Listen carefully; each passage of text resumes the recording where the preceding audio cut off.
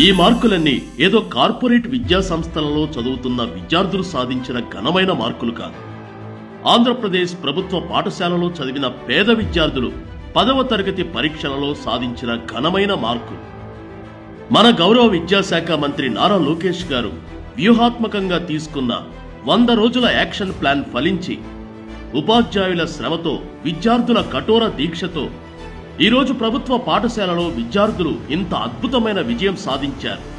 ఆంధ్రప్రదేశ్లో సాధారణ ఉత్తీర్ణత 81.14% నుండి 85.2% పెరిగితే, ప్రభుత్వ పాఠశాలల విద్యార్థుల ఉత్తీర్ణత 72.8% నుండి 78.39% పెరిగింది.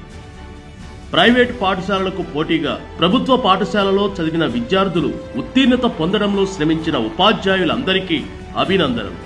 అందుకు ఆ ఉపాధ్యాయులకు అన్ని రకాలుగా సహకరించి వారిని ప్రోత్సహించిన గౌరవ విద్యాశాఖ మంత్రి నారా లోకేష్ గారికి ధన్యవాదములు.